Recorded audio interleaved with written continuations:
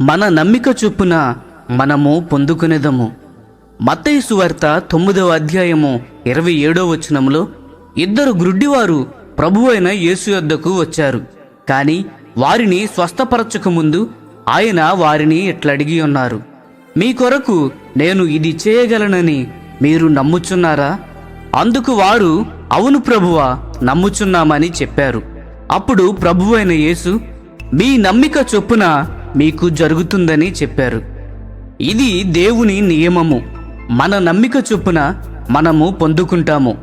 అంతకంటే ఎక్కువ కాదు, లేక తక్కువ కాదు. ఆ గ్రుడ్డివారికి అద్భుతము అవసరమేనా? అవసరమే. ప్రభువు వారికి అద్భుతము చేయాలని కోరియున్నాడా? అవును, కోరియున్నాడు. కాని వారికి ప్రభువులో విశ్వాసము లేనట్లయితే అద్భుతము జరగదు. ఇప్పుడు దీనిని నీకు అన్వయించుకొనుము. దేవుడు నీ కొరకు అద్భుతము చేయాలని కోరుచున్నాడా? అవును, కోరుచున్నాడు. అయినప్పటికీ నీవు దేవునిలో విశ్వాసం ఉంచనట్లయితే దానిని నీవు పొందుకోకపోవచ్చును.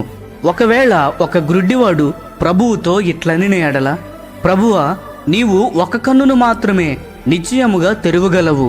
నిజానికి అదే నాకు ఎంతో ఎక్కువ. నీ విశ్వాసం బట్టి నీకు జరుగుతుంది. అతని యొక్క ఒక కన్ను మాత్రమే తెరవబడి ఉండేది. ఒకవేళ రెండవ వాడు ఇట్లనినట్లయితే, ప్రభువా, నీవు నా 2 కళ్ళను స్వస్థపరచగలవు.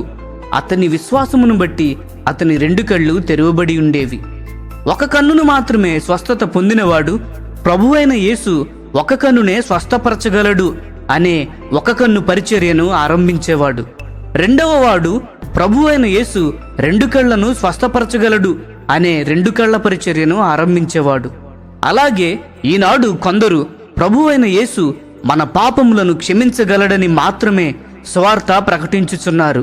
కానీ కొందరు ప్రభువు మన పాపములను క్షమించుట మాత్రమే గాక పాపము మీద జయమును అనుగ్రహిస్తాడని ప్రకటించుచున్నారు.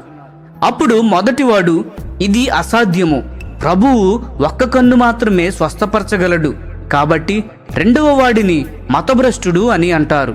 ఎందుకనగా అతనిలో ఒక కన్ను స్వస్థత పొందే విశ్వాసం మాత్రమే ఉన్నది. రెండవ వానికి 2 కళ్ళు స్వస్థతనిచ్చే విశ్వాసం ఉన్నది. అతడు పాప క్షమాపణ కొరకు మాత్రమే కాక జయము కొరకు కూడా విశ్వాసాన్ని కలిగి ఉన్నాడు. ఈ రెండింటిలో నీవు ఏ గుంపులో ఉన్నావు? ప్రభువైన యేసు కేవలము నీ పాపాలను మాత్రమే క్షమించగలడని నీవు విశ్వసించినట్లయితే నీవు పాప క్షమాపణ మాత్రమే పొందుతావు. కానీ నీవు కోపము, మోహము, గర్వము, అసూయ మొదలగు వాటిలో ఓడిపోతూ ఉంటావు. కానీ మరొక విశ్వాసి రోమీయులకు రాసిన పత్రిక 6వ అధ్యాయము 14వ వచనము ప్రకారము, నేను కృపలో ఉన్నాను కాబట్టి పాపము నా మీద ప్రభుత్వము చేయదని చెబుతాడు. కాబట్టి ఆ వచనము నాలో అనుభవమై నెరవేరుతుందని ప్రభువును నమ్ముచున్నానని అంటాడు. ఇతడు 2 కళ్ళను పొందుతాడు. అతనిని మతభ్రష్టుడని పిలువవద్దు. అతడు నీకంటే ఎక్కువగా ప్రభువులో నుండి పొందుకొని ఉన్నాడు. ఎందుకనగా అతడు నీకంటే శ్రేష్ఠుడు కాబట్టి కాదు గాని అతడు నీకంటే ఎక్కువగా ప్రభువులో విశ్వాసము ఉంచి ఉన్నాడు. ప్రియ స్నేహితులారా, మనము నమ్మిన దాని చొప్పున మనము పొందుకుంటాము. ఈ సందేశములు మీకు ఆశీర్వాదకరముగా ఉన్నట్లయితే లైక్ చేయండి, సబ్స్క్రైబ్ చేయండి, అనేకులకు షేర్ చేయండి.